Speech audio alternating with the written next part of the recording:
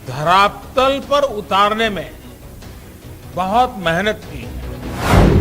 PM Modi ने कहा, बीते एक साल में राष्ट्रीय शिक्षा नीति को आधार बनाकर बहुत से फैसले लिए गए।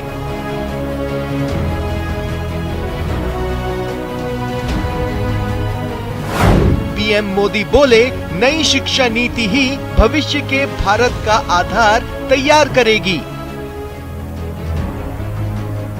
राष्ट्रीय शिक्षा नीति के तहत आज शुरू हुई योजनाएं नए भारत के निर्माण में बहुत बड़ी भूमिका निभाएगी। पढ़ाई का ढंग बदला, स्टूडेंट्स ने अपनाया, बच्चों की पढ़ाई होगी हंसते खेलते।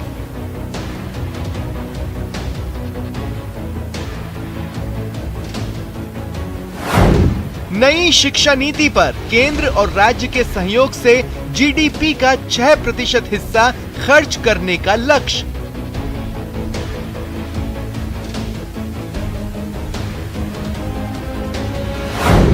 29 जुलाई 2020 को बदली थी शिक्षा नीति।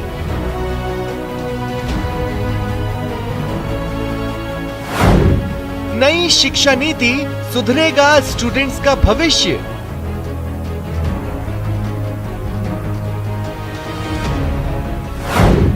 नीति बदली, बदलेगा भारत।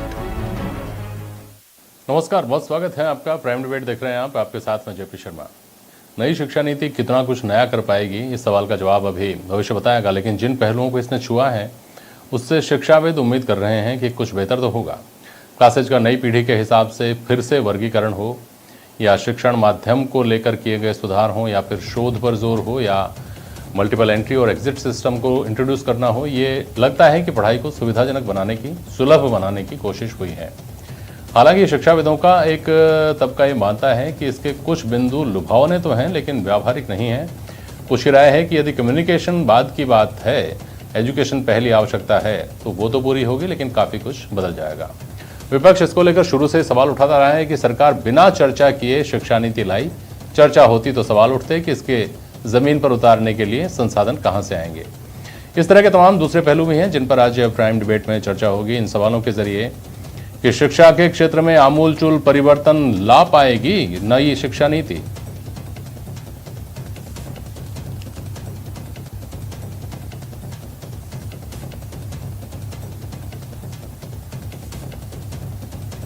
कक्षाओं का पैटर्न बदलने जैसे फैसलों से क्या पढ़ाई का आधारभूत ढांचा बदल जाएगा?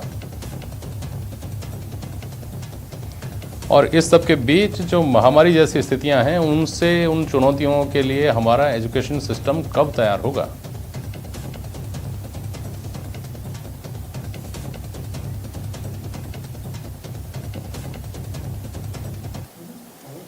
सुनील शर्मा जी कांग्रेस के प्रतिनिधि हैं आज की बहस में। मुकेश पारिक साहब भारतीय जनता पार्टी की नुमाइंदगी कर रहे हैं, और संजय पाराशर जी हैं शिक्षाविद, और मेहमान हमारे साथ जुड़ेंगे। हाँ, फिलहाल आप सबका बहुत स्वागत करता हूं मैं। और पहले संजय जी आपके पास आता हूं, क्या बेहतरी की संभावनाएं देखते हैं, क्या खामियां देखते हैं? संजय पाराशर जी। सर, पहले तो आप सभी को शुभकामनाएं एक के मसौदे को।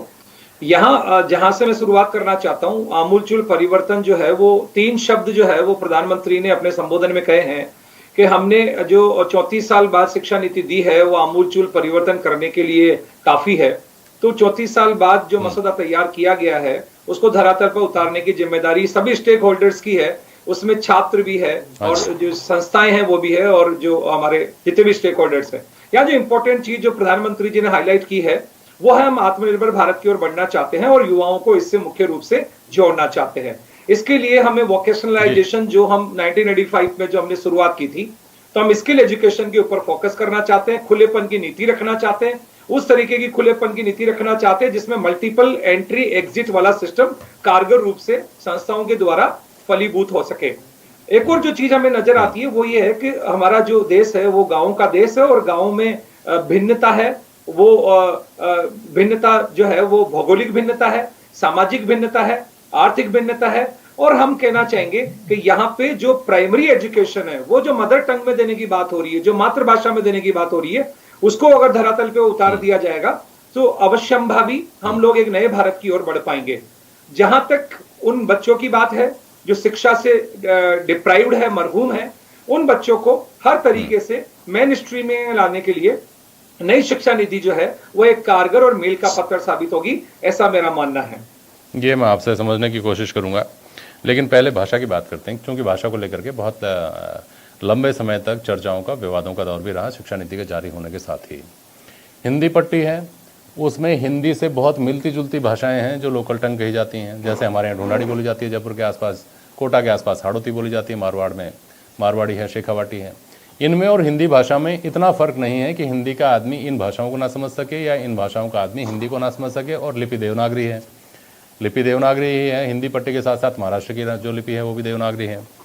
तो और जो दक्षिण के जो राज्य हैं या पूर्वोत्तर के जो राज्य हैं या जम्मू कश्मीर है या पंजाब है, वहाँ अभी तक भी जो प्राथमिक शिक्षा, माध्यमिक शिक्षा है, उनको उसमें तो वहाँ की जो स्थानीय भाषा उसका विकल्प खुला हुआ था। तो यहाँ स्थानीयता का क्या मतलब है साहब, संजय पाराशर जी? सर, मदर टंग में शिक्षा देने का मतलब दो शब्द है यहाँ पे, एक माध्यम और इंस्ट्रक्शंस। हम बच्चों को निर्देश किस भाषा में देना चाहते हैं। माध्यम कुछ भी हो सकता है, माध्यम आपका मराठी भी हो सकता है और राजस्थानी, चूंकि संविधान में भाषा शामिल नहीं है। लेकिन अगर हम ढूंढाड़ी की बात करेंगे, शेखावाटी की बात करेंगे, बागड़ी या जो भी हमारे यहाँ पे प्रमुख रूप से प्रचलित भाषाएं हैं, उनमें इंस्ट्रक्शंस दिए जाएंगे। और जहां तक मेरा मानना है, इसको धरातल पे लाने के लिए राजस्थानी चूंकि एक उस संविधान सम्मत भाषा नहीं है, लेकिन अगर हम दूसरे राज्यों की बात करें, जैसे आप तमिल की बात करें, तो तमिल की जितनी भी बेल्ट्स हैं वहाँ अलग अलग प्रकार की जो है लोकल भाषाएं बोली जाती है। सो इंस्ट्रक्शंस जो है आपकी लोकल भाषा में दी जाए। और जब माध्यम की बात आती है, बच्चे को परीक्षा में प्रपत्र या किसी भी प्रकार की जो तैयारी उसको करवानी है, वहां हम माध्यम की ओर चलेंगे। सो मदर टंग उस तरीके से अगर लागू किया जाता है जहां पे निर्देश बच्चे को मातृभाषा में दिया जाए, उसकी जो स्थानीय भाषा है, स्थानीयता को देख करके दी जाए, तब तो मातृभाषा में दी गई शिक्षा कारगर रूप से साबित हो सकती है। हालांकि ये बात देखिए संजय पाराशर जी, ये कितना बड़ा क्रांतिकारी परिवर्तन ला पाएगी ये अभी वक्त ही बताएगा। क्योंकि हमारे यहाँ स्थिति ये है, केपी सिंघल साहब भी जुड़ गए हमारे साथ। केपी सिंघल साहब, संजय पाराशर जी को सुना होगा आपने, हमारे यहाँ अंग्रेजी को लेकर आग्रह इतना ज़बरदस्त है कि सरकार ने जो सरकारी स्कूल खोले अंग्रेजी माध्यम के, उनमें एडमिशन्स की उसी तरह मारामारी है जैसे प्राइवेट स्कूल्स में, कॉन्वेंट स्कूल्स में होती है। और स्वाभाविक भी है, जब बच्चे को पढ़ाई लिखाई करके जब वो बाहर निकलेगा, तब उसमें उसकी योग्यता का पैमाना, उसकी तमाम दूसरी जो स्किल्स हैं उसके साथ साथ ये भी होगा कि वो अंग्रेजी कितनी अच्छी बोल पा रहा है, नहीं बोल पा रहा है। तो ये जो भाषा के स्तर पर जो एक सहूलियत कह करके जो प्रावधान जोड़ा गया है कि मातृभाषा में भी बच्चे पढ़ सकेंगे, ये बेहतर करेगा कुछ या और उलझन पैदा करेगा? संक्षेप में बोलिएगा। नहीं, ये बिल्कुल बेहतर करेगा, क्योंकि एक जो बालक है वो बहुत सारा शोध हुआ और शोध में तय हुआ कि एक बालक अपनी मातृभाषा में, अपनी स्थानीय भाषा में ज़्यादा अच्छा सीखता है, जल्दी सीखता है, और वो पूरी तरीके से उसको रटने की कोशिश नहीं करता, समझने की कोशिश करता है। और इसलिए भाषा का जो विचार किया गया है, ये भाषा से ताकत मिलेगी, बालक को समझने की ताकत आएगी। और निश्चित तौर से ये तो मिथ है कि केवल अंग्रेजी बोलने वाला ही अच्छा हो सकता है या अंग्रेजी बोलने वालों की बहुतायत कही जा सकती है, ऐसा नहीं है। जितने भी दुनिया के देश हैं वो अपनी अपनी भाषाओं में काम करते हैं और में सब कुछ वो कर पा रहे हैं जो करना चाहते हैं। इसलिए अगर मातृभाषा में या स्थानीय भाषाओं में उनको शिक्षा दी जाएगी, जिसका विचार राष्ट्रीय शिक्षा नीति 2020 में कहा गया है, तो निश्चित तौर से उसका लाभ हमको मिलेगा, हमारे बालकों को भी मिलेगा, शिक्षा को भी मिलेगा, शिक्षा का स्तर भी बढ़ेगा। और हम जो झंझट रहते हैं, बहुत सारे पेरेंट्स के सामने जो झंझट रहते हैं, बहुत सारे पेरेंट्स आपने देखा होगा कि स्कूलों में नहीं जा पाते क्योंकि उनको चिंता होती है, डर लगता है कि मैं अंग्रेजी में बात करूंगा, वहाँ के स्कूल अलाउ नहीं करते हैं अंग्रेजी के अलावा किसी भाषा में बोलने का। तो जो ये संकोच है, कहते हैं ना, वो एलीट क्लास के लोगों के लिए ही शायद वो शिक्षा हो गई, वो अब सबके लिए शिक्षा बनेगी। तो ये मातृभाषा में शिक्षा दी जाएगी, ये एक बहुत अद्भुत कहना चाहिए चरण है। इसको पूरा करना मैं समझता हूँ हम सबके लिए बहुत लाभदायक है। ठीक है, चलिए मैं वापस आऊँगा इस बात के ऊपर। सुनील शर्मा जी, ये भाषा को लेकर के दो शिक्षाविद हैं हमारे साथ, दोनों का मत ये है कि मतलब ये बैक टू रूट्स जैसी बात है कि हम अपनी भाषा में पढ़ाई करेंगे, हमारी जो लोकल टंग होगी, स्थानीय मातृभाषा होगी, उसके अंदर बच्चे पढ़ेंगे, ज़्यादा सहज महसूस करेंगे, ज़्यादा बेहतर कर पाएंगे शायद वो। इसके साथ साथ 10+2 का पैटर्न चेंज करके ये 5334 वाला पैटर्न लाया गया है। ये लिबर्टी दी गई है कि एंट्री और एग्जिट जो था वो बंधा हुआ था, पहले फर्स्ट ईयर में जाइए, थर्ड ईयर में ही निकलेंगे। सर्टिफिकेट, डिप्लोमा, डिग्री 3 साल की या 4 साल की अगर हायर एजुकेशन में जाना है तो। इन सब चीज़ों से, चूँकि आप शिक्षा से जुड़े व्यक्ति भी हैं, आपको क्या आप इस बात से इत्तेफाक नहीं रखते कि एक बेहतर सिस्टम की तरफ हमारा जो शिक्षा जगत है वो जा रहा है? सुनील शर्मा जी। देखिए जयप्रकाश जी, पहला तो इसी चीज को आप समझ सकते हैं। मंत्री कहते हैं इस साल भर में बड़ी मशक्कत से इस चीज को धरातल पे ले, जो नई शिक्षा नीति कई साल इन्होंने इम्प्लीमेंट की, तो वो एक साल में शिक्षा नीति है, इस जगह वो शिक्षा नीति इम्प्लीमेंट हुई है। ये मेरे ख्याल से पूरे देश के लिए एक अबूझ पहेली हो गई। पूरा देश आज जब प्राइम मिनिस्टर ने बोला है तब से ये बात सोच रहा है, देख रहा है, इस बात का परीक्षण कर रहा है कि धरातल पे आखिर उतरी इस जगह कौन सी ऐसी निर्जन भूमि है जिसके ऊपर ये नई शिक्षा नीति धरातल पे उतर गई। किसी को भी नहीं पता कहाँ धरातल पे उतर गई। साल भर होने को आया, 365 दिन जिस ढंग से धरातल पे उतरने के बाद प्राइम मिनिस्टर ने अपनी पीठ थपथपाई है, अपने सहयोगियों की पीठ थपथपाई है, वो अपने आप में बहुत ही आश्चर्यचकित कर देने वाली चीज है, क्योंकि पूरा देश देख रहा है कि कहाँ ये शिक्षा नीति उतर। अब दूसरी बात, जहां तक भाषा का सवाल है, तो मैं इस बारे में एक निवेदन करना चाहता हूँ, और उस निवेदन को थोड़ा रियलिस्टिक ढंग से भी सोचना होगा कि लोक लुभानी या पॉपुलर बातें हम नहीं करें, क्योंकि जहां तक देखिए प्राइमरी एजुकेशन की बात है, प्राइमरी और मिडिल एजुकेशन की बात है, तो प्राइमरी एजुकेशन अगर वर्नाकुलर लैंग्वेज में अगर आप देते हैं, अगर आप स्थानीय भाषा में देते हैं, तो इसमें कहीं कोई बुरी बात नहीं है। निस्संदेह जो प्राइमरी एजुकेशन वर्नाकुलर लैंग्वेज में बिल्कुल सही है, बच्चा सहज महसूस करेगा। हाँ सही है। साल बाद ही इसके ऊपर त्रिस्तरीय भाषा फार्मूला एक लागू किया गया कि स्थानीय भाषाओं को प्राथमिकता दी जानी चाहिए, प्राथमिक और मिडिल लेवल के ऊपर। मगर अब यहाँ एक प्रश्न है, आज प्रधानमंत्री की जो योजना है उसके अंदर उन्होंने कहा है कि वो देश के इंजीनियरिंग कॉलेजेस के अंदर वो स्थानीय भाषाओं में पढ़ाने की बात करेंगे। तमिल में पढ़ाने की बात की उन्होंने, तेलुगु में पढ़ाने की बात की उन्होंने, हिंदी में पढ़ाने की बात की। अब यहाँ जयप्रकाश जी मेरी छोटा सा प्रश्न यह है कि पहली बात तो इस देश का जो हमारा जो रेमिटेंस है, जो हमारे जो बाहर जो लोग काम कर रहे हैं, वहां से 70 अरब डॉलर रुपीस हमारे पास आ रहे हैं। 70 अरब डॉलर जो अपने आप में दुनिया की सबसे बड़ी रेमिटेंस है, जो हमारी वर्क फोर्स भेज रही है, और ये हमारे जीडीपी में एक बहुत बड़ा कॉन्ट्रीब्यूशन है। 70 अरब डॉलर, आप इस बात को रेखांकित कीजिए, 70 अरब डॉलर हमारे दुनिया भर से लोग बाग भेज रहे हैं। अब यहाँ प्रश्न एक है कि अगर तेलुगु में जो पढ़ा हुआ इंजीनियर है उसको इवन आप क्या नोएडा के अंदर भी उसको, नोएडा की फैक्ट्री का जो मालिक है वो भी उसको प्लेसमेंट करेगा क्या? देखिए यहाँ थोड़ा रियलिस्टिक होने। अच्छा सुनील जी, यहाँ इसको बिल्कुल, ये सवाल मेरा भी था, ये मेरे जहन में भी था, लेकिन इसका दूसरा पहलू क्या हम इस तरह से समझने की कोशिश नहीं करें कि जो व्यक्ति अंग्रेजी माध्यम की वजह से इंजीनियरिंग से बचना चाह रहा है, उस व्यक्ति को एक विकल्प दिया गया है कि वो तेलुगु में पढ़ ले, वो नहीं जाएगा अमेरिका, न्यूयॉर्क नहीं जाएगा ना, वो तो वहीं काम करेगा जहाँ पढ़ रहा है उसके आसपास। तो इतना काम उसको आता है जो करना है। और आप और हम सब जानते हैं कि जो हम किताबों में पढ़ते हैं उसके बाद जब हमको काम करना होता है तो हमको किताबें खोल खोल के नहीं देखनी होती हैं, तब हम काम समझ गए होते हैं कि हमको ये काम करना है।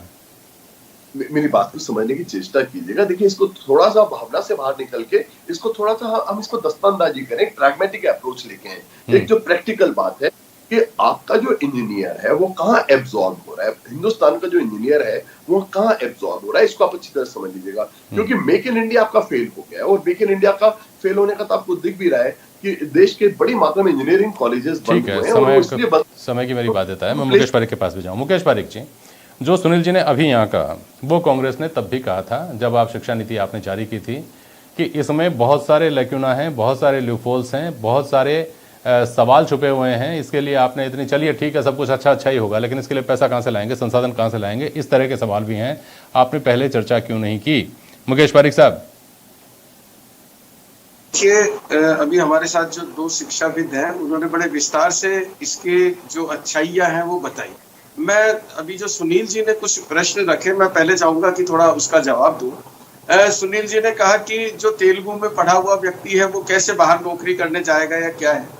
देखिए जब हम आत्मनिर्भर भारत की बात करते हैं तो ये प्रश्न आता है कि आत्मनिर्भर भारत कैसे बनेगा, और आत्मनिर्भर भारत तब बनेगा कि जब हमारा गांव देहात में रहने वाला छात्र जो सिर्फ अंग्रेजी के कारण अपनी प्रोफेशनल डिग्री नहीं ले पा रहा, जो शिक्षा नहीं ग्रहण कर पा रहा, वो ये शिक्षा ग्रहण कर पाएगा। स्किल डेवलपमेंट भी एक इसी से जुड़ा हुआ चीज है। साथ ही साथ अभी 8 राज्यों में करीब 14 इंजीनियरिंग कॉलेज ऐसे हैं जो वहां की क्षेत्रीय भाषाओं में जिनको खोले गए हैं। आप देखिए इसके इतने सुखद परिणाम आएंगे। अभी तक लोगों में सिर्फ एक धारणा बनी हुई थी कि अगर उसने कोई डिग्री ली है तो वो सिर्फ बाहर जाने के लिए वो बाहर जाएगा, बाहर आईटी सेक्टर में नौकरी करेगा, वहां से कमाएगा। अभी सुनील जी ने भी इसी बात का उल्लेख किया। जो हमारे देश के प्रधानमंत्री मोदी जी का विजन है वो यह विजन है कि 21वीं सदी में हमारे देश का छात्र इस बात को तो मैंने भी सुनील जी से पूछा, इस बात को तो मैंने भी पूछा कि हर इंजीनियर को नहीं जाना है बाहर। कुछ इंजीनियर ऐसे भी होंगे जिनको पढ़ाई करनी है, जिनको सीखना है, इंजीनियरिंग सीखनी है और फिर आसपास ही नौकरी करनी है। लेकिन ये भाषा का बैरियर तो या तो देखिए समाज के स्तर पर। 1 मिनट मेरी बात सुन लीजिए।